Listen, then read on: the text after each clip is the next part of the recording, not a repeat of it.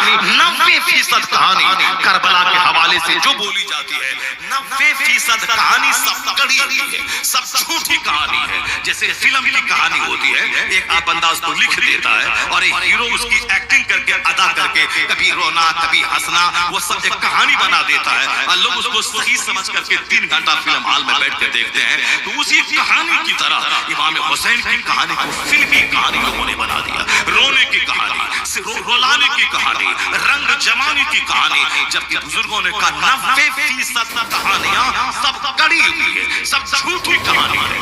Social media का दौर है, बहुत सारी बातें लोग अलग अलग तरह की करते हैं। मैंने एक साहब को तकरीर में सुना, शायद उनको पहुंचे बुरी लगे या कुछ भी, हमें उससे कोई गर्ज नहीं है। इन्होंने फौरन ये कह दिया कि वाकया करबला से मुताल्लिक 90% वाकयात गलत है। ये बात कहीं से कहीं दुरुस्त नहीं है।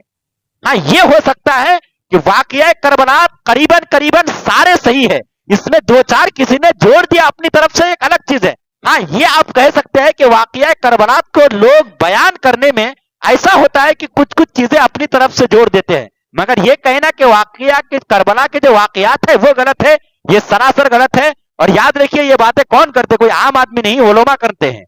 मगर ये बात गलत है कि वाकया करबला, ये वाकया करबला के करबला में जितने वाकयात हुए ये कोई झूठी मूठी बातें नहीं है। इस तरह की बातें करना ये करोड़ों मुसलमान के दिलों को ठेस पहुंचाना है, ऐसा कोई नहीं है। हाँ, ये आप कह सकते हैं कि बहुत सारे लोगों ने इन वाकयात को बोलने में, बयान करने में कुछ गलत चीजों को शामिल कर लिया है। जैसा कि मैंने जुमा के दिन बताया था कि कुछ कुछ ऐसी चीजें जो अकलन मुहाल है, जिन बातों की गुंजाइश नहीं है, लोगों ने शामिल कर लिया, उसको आप गलत कह सकते हैं। लेकिन करबला के वाकयात को सिरे से गलत कहना, ये कहीं से कहीं तक ये इल्म या रोशनी की बात नहीं है, ये जहालत की बात है। ये बात याद रहे।